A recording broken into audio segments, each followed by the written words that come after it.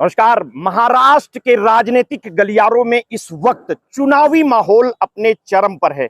जैसे जैसे चुनाव की तारीख नजदीक आ रही है, नामांकन प्रक्रिया और सीटों के बंटवारे की चर्चा ने सियासत को गर्म कर दिया है। महाराष्ट्र की महायुति, जिसमें भारतीय जनता पार्टी, शिवसेना और राष्ट्रीय कांग्रेस पार्टी है, ने इस चुनाव में सीटों की सफलतापूर्वक बंटवारा कर लिया है। और यह बंटवारा महायुति की एक महत्वपूर्ण सफलता मानी जा रही है, क्योंकि यह दिखाता है कि किस तरह से विभिन्न दलों ने अपनी ताकत और अहमियत के आधार पर समझौता कर लिया है। भाजपा के हिस्से 148 सीटें आई हैं और शिवसेना को 85 सीटें मिली हैं, जबकि एनसीपी 51 सीटों पर चुनाव लड़ेगी। इसके अलावा 4 सीटें अन्य छोटे सहयोगी दलों को दी गई हैं, जिसमें कुल 288 सीटों का समीकरण बनता दिख रहा है। इस सीट बंटवारे के बाद सवाल उठता है कि आखिर क्यों भाजपा ने अपने प्रमुख सहयोगियों को इतनी सीटें देने का निर्णय लिया। जब हम 2019 के चुनावी नतीजों पर नजर डालते हैं तो पाते हैं कि भाजपा ने उस समय शिवसेना के साथ गठबंधन कर 164 सीटों पर चुनाव लड़ा था और 105 सीटें जीती थी। उस समय शिवसेना भी एकजुट थी, जिसने 126 सीटों पर लड़ाई लड़ी और 56 सीटें जीती। परंतु आज स्थिति बदल चुकी है। शिवसेना का विभाजन हो चुका है, जहां एक और मुख्यमंत्री एकनाथ शिंदे का गुट है और दूसरी तरफ उद्धव ठाकरे का गुट है।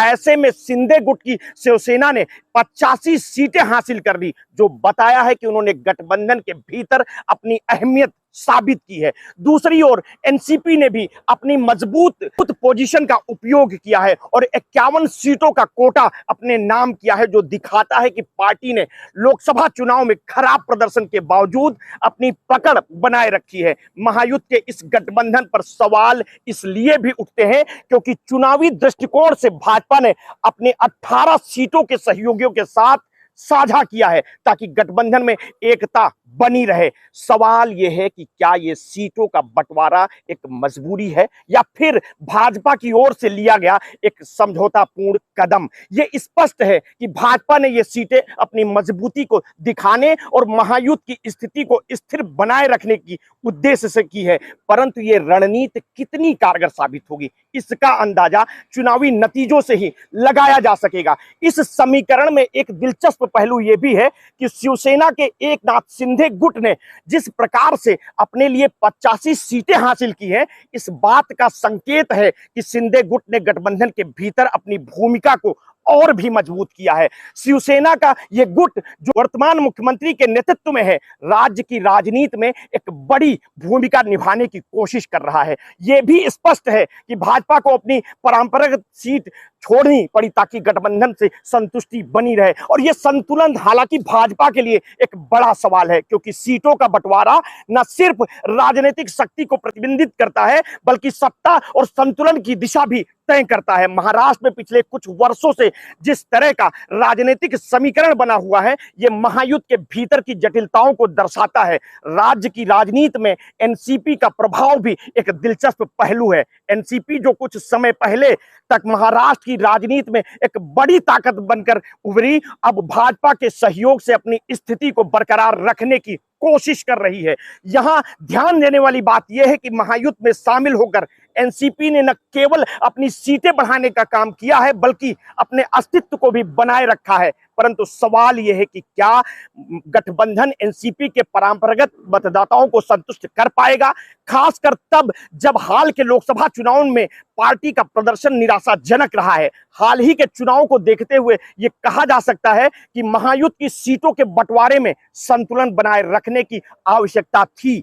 भाजपा ने जो समझौता किया है, यह एक दर्शाता है कि पार्टी ने गठबंधन में बने रहने के लिए रियायतें दी हैं। ऐसे में यह देखना दिलचस्प होगा कि क्या भाजपा का यह कदम चुनाव में सफल होता है या नहीं।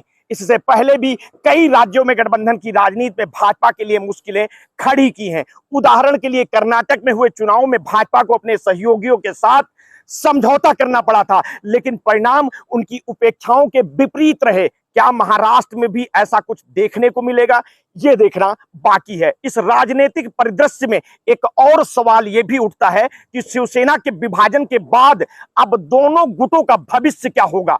एक और जहां एकनाथ शिंदे का गुट है जो भाजपा के साथ गठबंधन में है, वहीं दूसरी ओर उद्धव ठाकरे का गुट है जो राज्य के अलग दिशा में काम कर रहा है। और इन दोनों गुटों के बीच राजनीतिक शक्ति की होड़ है जो न केवल महाराष्ट्र की राजनीति में असर डालती है बल्कि राष्ट्रीय स्तर पर भी इसकी गूंज सुनाई देती है। शिंदे गुट की स्थिति इसलिए मजबूत मानी जा रही है क्योंकि वो मुख्यमंत्री पद पर काबिज है और भाजपा के सहयोग से अपनी स्थिति को सुरक्षित बनाए हुए है। और दूसरी तरफ उद्धव ठाकरे का गुट राज्य में अपने पुराने समर्थकों को बचाने की कोशिश कर रहा है।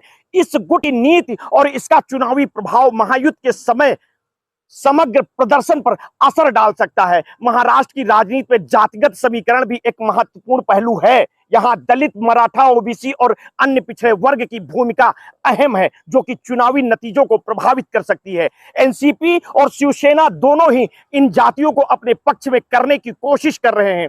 भाजपा की रणनीति भी इसी दिशा में काम कर रही है ताकि विभिन्न वर्गों का समर्थन उसे प्राप्त हो सके। और यहां यह सवाल उठता है कि क्या महायुद्ध की यह रणनीति सफल होगी या फिर जातिगत मुद्दे इस गठबंधन पर दरार पैदा करेंगे। चुनावी समीकरणों को देखते हुए यह स्पष्ट है कि भाजपा ने महायुद्ध में बने रहने के लिए कुछ महत्वपूर्ण निर्णय लिए हैं। हालांकि यह निर्णय उसे कितना लाभ पहुंचाएगा यह कह पाना मुश्किल है। महाराष्ट्र का राजनीतिक वातावरण हमेशा ही जटिल रहा है जहां जाति, धर्म, भाषा और क्षेत्रीय मुद्दे चुनावों को प्रभावित करते रहे हैं। ऐसे में महायुद्ध की इस रणनीति का चुनावी असर देखना दिलचस्प होगा।